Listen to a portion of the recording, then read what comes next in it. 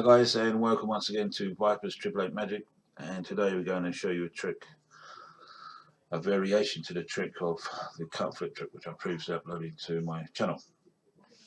So pick up the cards and show the spectator guest that they're in no particular order, and what I'm going to do is actually, once they've cut the cards and flipped them over, I'm going to tell them what the next card that we'll be pointing to or looking at will be. So we get them to cut them into three piles. It's been the first pile, and there's the second pile. Now what I'm going to do is ask the guest to flip over these cards, and I'm now going to tell them what this card is going to be, and this is going to be the Ace of Hearts. So if I now get them to flip these ones over, that's the Six of Diamonds. This is going to be the Eight of Spades. So if I now flip over these ones and turn over this top card, the card at the bottom of this pile is going to be the Four of Hearts. So I hope you like the trick, guys, the variations cut flip trick. So if you stick around, and I'll show you how it's done.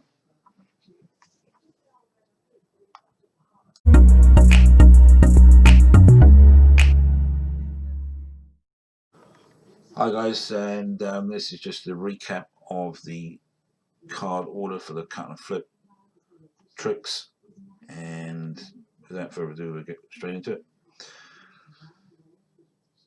All the cards are set up in groups of 4, being basically hearts, clubs, diamonds and spades, and there's 13 combinations or 13 groups throughout the pack. Each of these groups is then subsequently divided into further combinations, being hearts and clubs, diamonds and spades, the next heart in the sequence between the spade and the heart, and the club and the diamond. So taking the first combination we've got here, we've turned over or cut to a Six of Hearts. So you take away the 6 from a numerical value of 14, so that leaves you 8, so the next club in a sequence will be the 8 of clubs. And for the diamonds and spades, same scenario. If you cut or flip to the King of Diamonds, you take that value being 13 away from 14 to leave you 1, being the Ace of Spades. And then the link between the spade and the next heart in the group is a numerical value of 13. So we take away 1 from 13 to leave us 12, and the next heart in the sequence will be the Queen of Hearts. The only one variation to that is if you turn over to the King of Spades. 13 from 13 leaves basically 0, but if you turn to the King of Spades, the next card or next heart will be the King of Hearts, and so on. The combination will follow on. The link between the final link basically between the clubs and the diamonds, so if you cut to in this case the 8 of clubs, basically what we do is we take this value away from 21 to give us 13, so the next diamond in the sequence would be King of Diamonds. So the way the top half of the clubs diamond scenario works is basically from the King of Clubs down to the 8, you take away whatever this value is from 21 to give you the remaining value.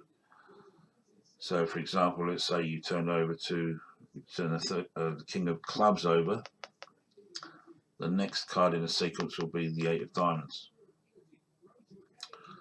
If you then turn over cards from clubs from the 7 to the Ace of Clubs, for example, in this case where we turn over 2 of clubs, you take the numerical value of that club away from value of 8. So 2 from 8 gives you 6. The next card will be the 6 of diamonds. So that's basically the recap of how the cards are set up, guys. So if you set them up, you can start with any heart you like and just work your way through to give you the cards in the various orders that they are, and so on and so on and so on. Once you set those cards up, whatever you do, do not shuffle the cards or let the spectator or guest shuffle the cards, because if you do, it will completely screw the order up and you've got no chance of finding out what the next card is. So I hope you like the recap, and yeah, thanks very much.